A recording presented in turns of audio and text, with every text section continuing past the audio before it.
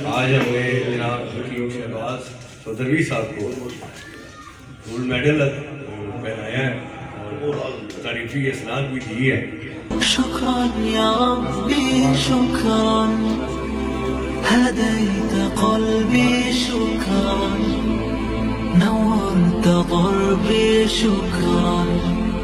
شكرا يا میرا اگلا سوال جو ہے آپ سے وہ یہ ہے کہ قانون مفرد اعضاء کے تحت علاج کرتے ہوئے ادویات کب تبدیل کرنی چاہیے؟ بسم اللہ الرحمن الرحیم۔ آپ کا سوال یہ ہے کہ علاج کر رہے ہیں اگر قانون مفرد اعضاء کے مطابق تو پھر ہمیں ادویات کب تبدیل کرنی چاہیے؟ اچھا پیارے بھائی، اس میں نا ایک بہت بڑی راز کی بات ہے، اور مزے کی بات یہ ہے کہ یہ میں نے جناب حکیم حافظ محمد اجمل خان صاحب دہلوی رحمۃ اللہ علیہ ان کے ملفوظات میں بھی یہ بات پڑھی، اور اس کے بعد کئی اور بزرگوں سے بھی یہ بات سنی، اور میرا بھی تقریباً 30 سال کا یہ مشاہدہ ہے کہ جب آپ کسی مریض کی کوئی تشخیص کر کے کوئی بھی طبیب دنیا کا یا کوئی بھی ڈاکٹر ہے یا اس کا کسی بھی طریقہ ہے علاج کے ساتھ تعلق ہے، وہ جب کسی مریض کی کوئی تشخیص کرے اور اس کے بعد اس کو کوئی نسخہ تجویز کر دے،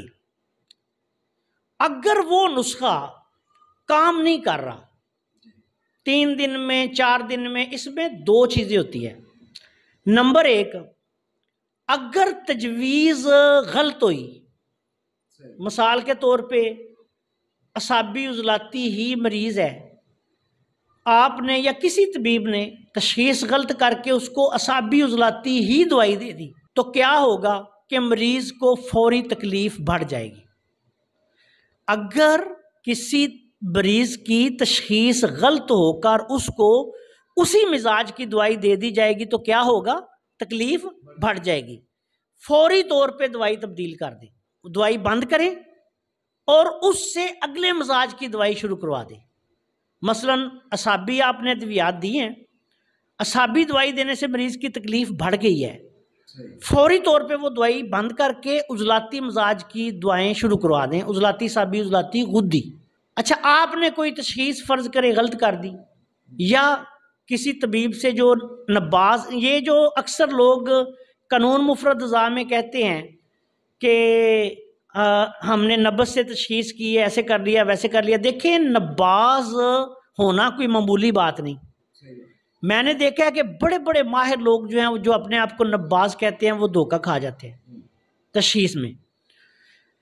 اچھا اب تو اس کے بعد جو عام لوگ ہیں ان کا کیا حال ہوگا؟ تو اگر تشخیص غلط ہو گئی، عضلاتی دوائی آپ نے دے دی مریض کو تحریک بھی عضلاتی ہے، فوراً تکلیف ہو جائے گی مریض کو، آپ فوری دوائی بند کر کے اس کو اگلے مزاج کی دوائی دے دیں۔ اچھا ایک بات تو یہ ہوگی، دوائی آپ نے تبدیل فوری کر دینی ہے۔ دوسری بات یہ ہے کہ اب آپ نے مثال کے طور پہ آپ نے اعصابی مزاج ہے، اس کو عضلاتی مزاج کی 2-3 دوائیں، عضلاتی اعصابی، عضلاتی غدی عضلاتی وغیرہ کمپاؤنڈ کر کے دے دی۔ اچھا اگر مریض کو فائدہ نہیں ہوا 3 4 5 6 7 دن میں یا ہفتے میں، تو آپ پھر ان ادویات سے آگے کی ادویات استعمال کروائیں۔ مثال کے طور پہ آپ ملین دے رہے ہیں تو پھر اکسیرات پہ آ جائیں، ٹھیک ہے، مقویات پہ آ جائیں۔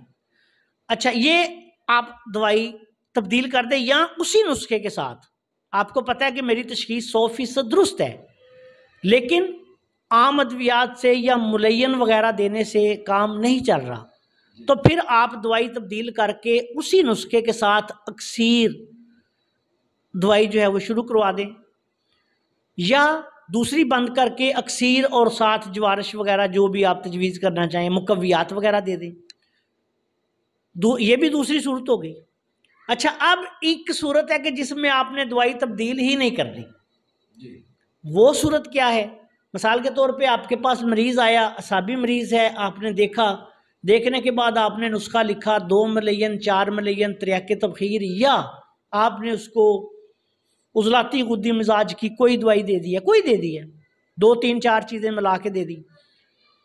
اب اس بندے کو اگر فائدہ شروع ہو گیا ہے، بے شک وہ 100 میں سے 10% ہو، آپ نے اس کی دوائی تبدیل نہیں کرنی، وہی دوائی اس کی جاری رکھیں. اس کی مثال ایسی ہوگی کہ ایک گلاس ہے، اس کو آپ نے بھرنا ہے، اس میں آپ نے تھوڑا سا پانی ڈالا، اس کی تھوڑی سی سپیس ختم ہوئی، اب آپ اس میں اور پانی ڈالتے جائیں گے ڈالتے جائیں گے ڈالتے جائیں گے، وہ بھر جائے گا. ایسی صورت میں بڑے بڑے طباء نے لکھا ہے، میں نے بھی اپنی کتابوں میں لکھا ہے، بندہ نشیز نے، میں نے بڑے تجربے ایسے کیے کہ مریض آیا، مریض کہہ دیتا ہے اچھا جی آپ کے پاس مریض آ جاتا ہے، مریض کو 8-10 دن میں بہت فائدہ ہو جاتا ہے، لیکن وہ کہتا ہے جی کہ میں فٹافٹ ٹھیک ہو جاؤں. دیکھیں مریض جلد باز ہوتا ہے نا، کیونکہ تکلیف میں ہوتا ہے. تو آپ نے اس کو کوئی دوائی دی ہے، اس سے وہ کہہ رہا ہے جی مجھے خاص فائدہ نہیں، لیکن جب آپ دوائی تبدیل کر دیتے ہیں تو وہ مریض دوبارہ آ جائے گا جی مجھے تو پہلے 50% فائدہ تھا، اب تو بالکل ختم ہو گیا. پھر ہم دیکھتے ہیں کہ یار آپ کیوں کہہ رہے تھے مجھے فائدہ نہیں، پھر وہی دوبارہ دوائی جو ہے وہ شروع کروا دیں. تو اس لیے یہ میرے بہت سارے تجربات ہیں، ان گنت سینکڑوں کے حساب سے. تو اب میں اس نتیجے پہ پہنچا ہوں کہ کبھی بھی جس تدبیر سے، جس دوائی سے مریض کو فائدہ شروع ہو جائے،